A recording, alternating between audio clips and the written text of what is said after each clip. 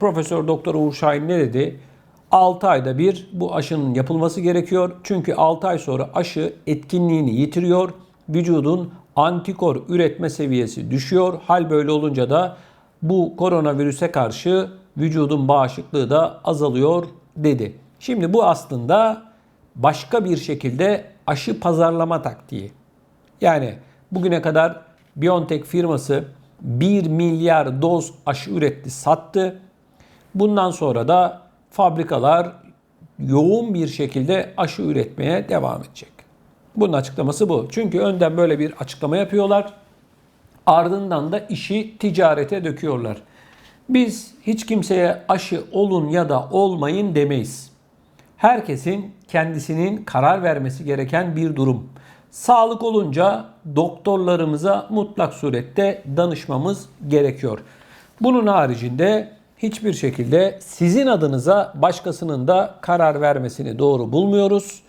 Her kararı kendinizin alması gerekiyor. Özellikle de sağlıkla ilgili bir konuda başkasının evet sen şunu yapacaksın, bunu yapacaksın demesinden ziyade doktorunuzla istişare ederek bunun kararını verecek olan kişi sizsiniz. Lütfen bunu da unutmayın. Değerli izleyicilerimiz, bildiğiniz üzere BioNTech ile ilgili Amerika Birleşik Devletleri'nden tam onay çıktı. Bununla ilgili olarak da önümüzdeki günlerde 12 yaşın altında olan çocukların da aşılanmaları durumunun söz konusu olacağı ifade ediliyor. Önümüzdeki günlerde Amerika Birleşik Devletleri'nde 12 yaşın altındaki çocukların da aşılanacağının ilk işaret fişeği olarak bu haberi kabul edebiliriz. Saygıdeğer izleyicilerimiz, Almanya'dan 400 bin işçiye ihtiyacımız var açıklaması geldi.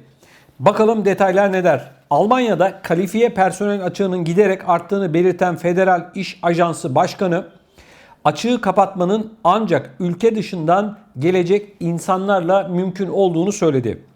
Almanya'nın yıllık 400 bin iş göçüne gereksinimini olduğunu belirten başkan, konu iltica meselesi değil, İş dünyasındaki açığı kapatmak üzere hedeflenmiş bir göç dedi. Konuyla ilgili açıklama yapan Federal İş Ajansı'nın başkanı, hasta bakımından teknisyenliğe, lojistik uzmanlarından akademik personele kadar hemen hemen tüm branşlarda kalifiye elemana büyük ölçüde ihtiyaç duyulacağını ifade etti. Ortaya çıkıp yabancı istemiyoruz demenin bir faydası yok ifadelerini kullandı. Gerçek olanın Almanya'nın giderek iş gücü kaybı yaşadığıdır diye konuşan başkan, demografik gelişmeler nedeniyle tipik iş kollarında sadece bu yıl içerisinde 150 bin kadar iş gücü kaybı olacağını dile getirdi. Giderek artan iş gücü kaybının gelecek yıllarda dramatik boyutlara çıkacağına dikkat çeken başkan, Almanya bu sorunun üstesinden ancak boşta kalan elemanlara yeni eğitimler vererek, çalışanları zorunlu ek işlere teşvik ederek, daha önemlisi ise kalifiye elemanların ülkeye alınışını kolaylaştırarak gelebilir dedi. Başkan, seçimlerden sonra yeni kurulacak hükümetin en başta gelen görevinin iş gücü olduğunu kaydetti. Şimdi bakın değerli izleyicilerimiz, Almanya'da özellikle içinde bulunduğumuz bu koronavirüs döneminde son 2 yılda ırkçılık olayları ciddi anlamda arttı. Baktığımızda siyasetçiler de artık hiçbir şekilde ülkeye göçmen almak istemiyorlar. Bir taraftan ırkçılık, bir taraftan siyasetçiler artık istemiyoruz diyorlar. Diyeceksiniz ki hani nereden çıkartıyorsunuz bunu? Belli arkadaşlar. Yunanistan gümrük kapılarında, bunun yanı sıra İtalya'da, Fransa'da, yani insanların akın akın gelmiş olduğu noktalara baktığımızda ciddi anlamda bir engelleme durumu söz konusu. Öyle ya da böyle, örneğin Merkel diyor göçmen istemiyoruz diyor, Fransa'ya bakıyoruz Macron aynı şeyi söylüyor, diğer ülkelere bakıyoruz aynı şeyleri söylüyorlar. Ama bu ülkeler gerçekten eğer göçmenler olmazsa yaşayabilecek durumda ülkeler değil. Ekonomileri dibe vuracak. Çünkü kendi iş gücüyle, kendi vatandaşlarıyla bu ekonomik çarklarını çevirebilmeleri mümkün değil. Bunu benden sizden iyi bilmelerine rağmen değerli izleyicilerim kabul etmek istemiyorlar. Irkçılık yapıyorlar, gelmeyin diyorlar. Göçmen istemiyoruz diyorlar ama mecburlar göçmenler arkadaşlar. Ne diyor başkan? Yıllık 400 bin her yıl, bakın arkadaşlar, her yıl 400 bin göçmeni almak zorundayız diyor ve kalifiye eleman diyor. Uzman. Şimdi bu bir gerçek. Ama bir taraftan da ülkelerdeki, özellikle Avrupa ülkelerindeki bir kısım ırkçıların da biz sizi istemiyoruz demeleri de düşündürücü.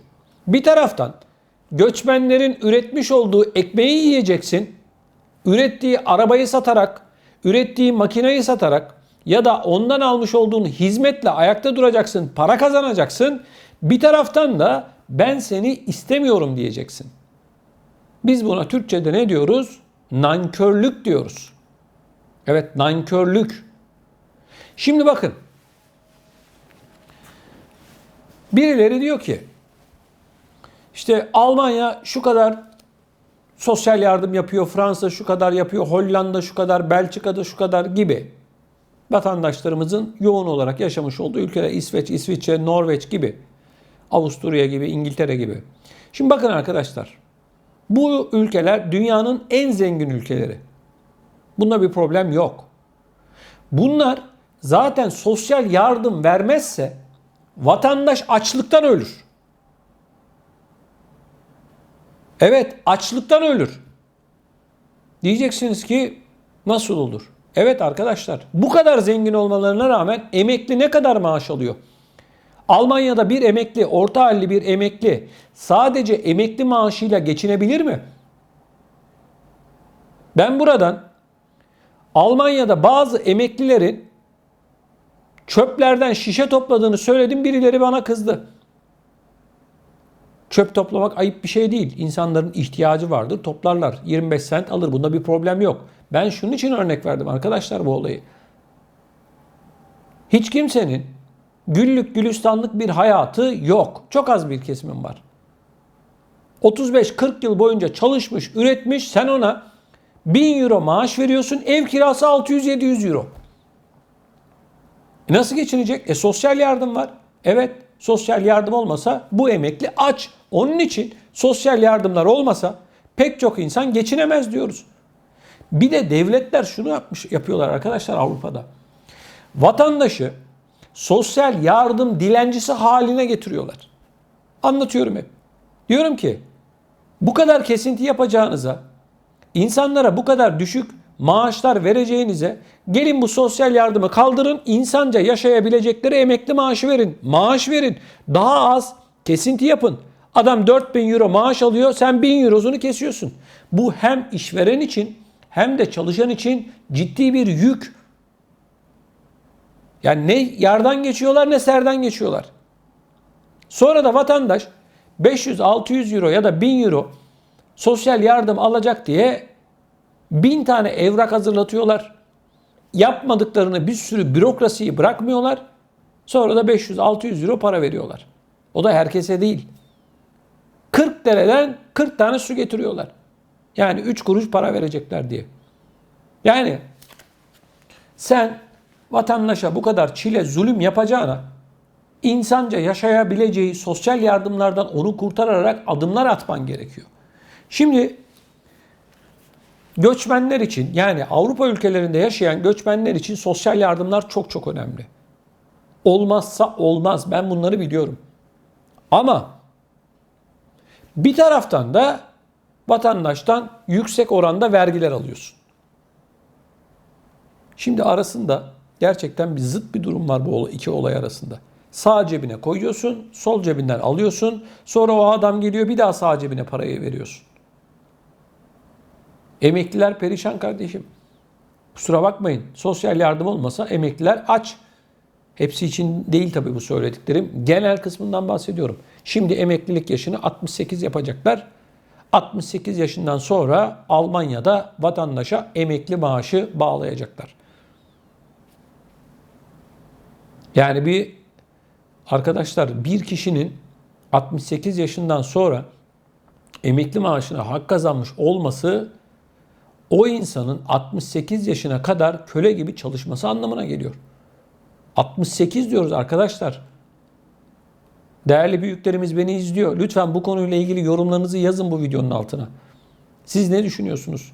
Bu sosyal yardımlar, emekli maaşları, iş, göçmenler konusu, bir taraftan istememek, bir taraftan da bu insanların sırtından para kazanmak.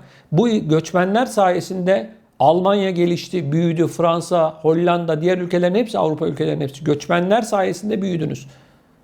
Ama şu anda göçmen istemiyorsunuz. Açıklıyor işte bakın. Almanya Federal İş Ajansı Başkanı her yıl 400 bin kişiyi almak zorundayız diyor. Göçmenin kara kaşına, kara gözüne mi meraklılar? Bütün bunlara rağmen bakın, bütün bunlara rağmen ırkçılık Avrupa'da patlama yapmış vaziyette. Göçmenler olmasa Avrupa diye bir kavram olmaz arkadaşlar. Göçmenler olmasa Almanya diye bir kavram olmaz. Fransa diye bir kavram olmaz. Hollanda olmaz. Belçika olmaz. Avusturya olmaz. İngiltere olmaz.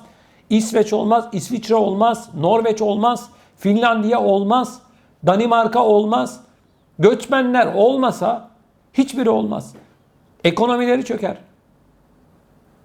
Ama bunu görmezlikten geliyorlar. Yoksa senden benden daha iyi biliyorlar. Sürekli baskı, baskı, baskı, baskı. Irkçılık hortlamış. Cezalar yeterli değil. Almanya'da diri diri vatandaşlarımızı yakmadılar mı? Oturup çay kahve içen insanları öldürmediler mi geçen yıl Şubat ayında? Hanau katliamından bahsediyorum. Daha neler neler. Bir tarafta siz bu insanların sırtından para kazanacaksınız. Sonra da diyeceksiniz ki biz göçmen istemiyoruz.